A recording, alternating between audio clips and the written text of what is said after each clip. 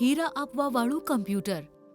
એક શહેરમાં મોહન અને સોહન બંને પોતાના પિતા રામસિંહની સાથે રહે છે.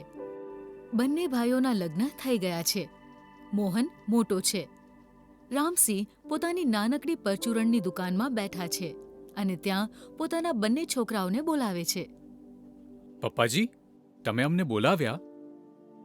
હું તમને બંને ભાઈઓને કંઈક કહેવા માંગુ છું. જી પિતાજી, કહો ને, શું કહેવા માંગો છો? મને કેન્સર છે. એટલે કેટલો સમય છે એ તો નથી ખબર, પણ મેં તમારા બંનેના ભાગલા કરીને આ કાગળ પર લખી દીધા છે.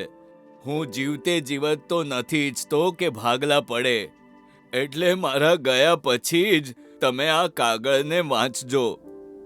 રામસિંહ કાગળને દુકાનમાં જ એક ડબ્બામાં મૂકી દે છે. ખબર નહીં પપ્પાજીએ શું લખ્યું હશે આ કાગળમાં. એવું ન હોય કે બધી મિલકત સોહનના નામે જ લખી હોય. પણ જો આવું થયું તો હું ચોક્કસ પોલીસ પાસે જઈશ. હું નાલાયક છું. પિતાજીને આ વાતની ખબર છે, એટલે ખબર નહીં એમને મારા ભાગમાં શું લખ્યું હશે. હું નોકરી પણ નથી કરી શકતો. તમે બંને કયા વિચારમાં ડૂબી ગયા છો? પહેલા મને મરી તો જવા દો. ના પપ્પાજી, એવી કોઈ વાત નથી. બંને ભાઈઓ જતા રહે છે. પછી થોડાક દિવસોમાં જ રામસિંહનું મૃત્યુ થઈ જાય છે. સોહન, હવે કાગળ જોઈએ કે પપ્પાજીએ એના પર શું લખ્યું છે. ભાઈ, કાંઈ વાંધો નહીં. તમે જ જોઈ લો અને મને કહો. ના, તું પણ આવ. પાછળથી તું એમ ના કે ભાઈએ દગો કર્યો છે. બંને ભાઈ દુકાનમાં જાય છે અને ડબ્બો ખોલીને જુએ છે. મોહન કાગળ કાઢીને વાંચે છે. હું રામસિંહ મારી સભાન અવસ્થામાં મારી મિલકતના ભાગલા મારા બંને દીકરાઓ વચ્ચે કરી રહ્યો છું. મારા મોટા દીકરા મોહનને મારી બધી મિલકત આપી દેવામાં આવે અને નાના દીકરાને ઘરમાં એક ઓરડો, દુકાન અને ખરાબ પડેલું કમ્પ્યુટર આપી દેવામાં આવે. પિતાજી બહુ સારી રીતે જાણતા હતા કે હું નોકરી નથી કરી શકતો, છતાં એમણે મને કંઈ ન આપ્યું. મને તો કંગાલ કરી નાખ્યો. આમાં ભૂલ તારી જ હતી. તું પપ્પાજીની આગળ કાયમ નકામો બનીને રહ્યો. તારે ભણવાનું પૂરું કરવું જોઈતું તું. ભાઈ, મારે કોઈની નોકરી નહોતી જ કરવી. હું પોતાની કંપની બનાવવા માંગતો હતો. બિલ ગેટ્સને જ જોઈ લો. મને પણ એમની જેમ કોમ્પ્યુટર ચલાવવું બહુ ગમે છે. હવે તું બિલ ગેટ્સ તો નથી બની શકતો ને, એટલે પોતાની દુકાન ચલાવ અને પોતાનું પેટ ભર. ઠીક છે ભાઈ. હું તારી ભાભી પાસેથી થોડાક રૂપિયા લાવીને તને આપું છું અને એમાંથી તું તારું કામ શરૂ કરી લેજે. મોહન પૈસા લેવા જાય છે, પણ તેની પત્ની એને ખૂબ એલફેલ સંભળાવી દે છે અને પૈસા નથી આપતી. મોહન મોઢું લટકાવીને બહાર આવે છે, પણ સોહન એ બંનેનો ઝઘડો સાંભળીને ત્યાંથી નીકળી ગયો હોય છે. સોહનની પાસે થોડાક રૂપિયા પડેલા હોય છે અને એ એમાંથી દુકાનનો પરચુરણ સામાન મંગાવી લે છે અને દુકાન ચલાવીને પોતાનું ગુજરાન ચલાવે છે. શું કરવા માંગતો હતો ને શું કરું છું?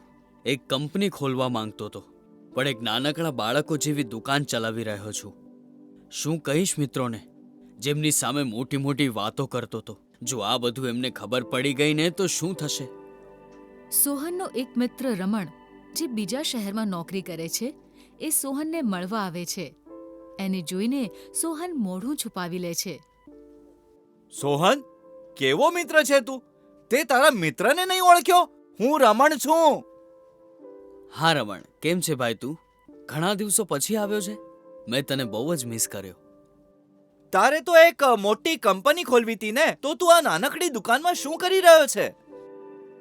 શું કરું ભાઈ, નસીબે સાથ જ ના આપ્યો. ભાઈ, આપણું તો સેટ છે. 10 લાખ વર્ષનું પેકેજ છે અને આરામથી જીવન વીતી રહ્યું છે. મને પપ્પાએ મિલકતમાં કોઈ ભાગ પણ ન આપ્યો.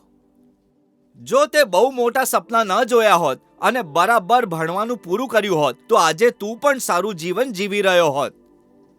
સોહન પોતાના નસીબ પર રડી રહ્યો હોય છે અને રમણ એની મજાક ઉડાવીને જતો રહે છે. એક દિવસ બપોરે સોહન દુકાન પર ખાલી બેઠેલો હોય છે, ત્યારે એનું ધ્યાન પેલા જૂના કમ્પ્યુટર પર જાય છે. આજે આ કોમ્પ્યુટરને ઠીક કરીને જોઉં છું અને પછી એને વેચી નાખીશ. થોડાક રૂપિયા તો આવી જશે. સોહન કોમ્પ્યુટરનું સીપીયુ ખોલે છે, પણ જેવું એણે સીપીયુને ખોલ્યું એમાંથી હીરા વેરાઈ પડ્યા. આખું કોમ્પ્યુટર હીરાથી ભરેલું હતું અને એમાં એક ચિઠ્ઠી હતી જે એના પિતાજીએ લખી હતી. સોહન ચિઠ્ઠી વાંચે છે. બેટા બેટા સોહન, સોહન, મેં તને મેં તને મિલકતમાં ભાગ એટલા માટે નહીં આપ્યો કારણ કે તું એ કારણ કે તું એ નાનકડી નાનકડી મિલકતથી મિલકતથી તારા તારી કમ્પ્યુટરની મોટી કંપની કંપની ના ના ખોલી ખોલી શકત એટલે મેં આ હીરા તારા માટે સંતાડી દીધા છે જેથી તું સારી રીતે તારું જીવન જીવી શકે. કમ્પ્યુટરમાં તારી લગન જોઈને હું જાણતો હતો કે તું એક દિવસ આને ખોલીને ચોક્કસ જોઈશ. લવ યુ પપ્પા. સોહન હીરા વિશે કોઈને નથી કહેતો અને પોતાની કોમ્પ્યુટરની એક મોટી કંપની ખોલી લે છે અને વચન આપે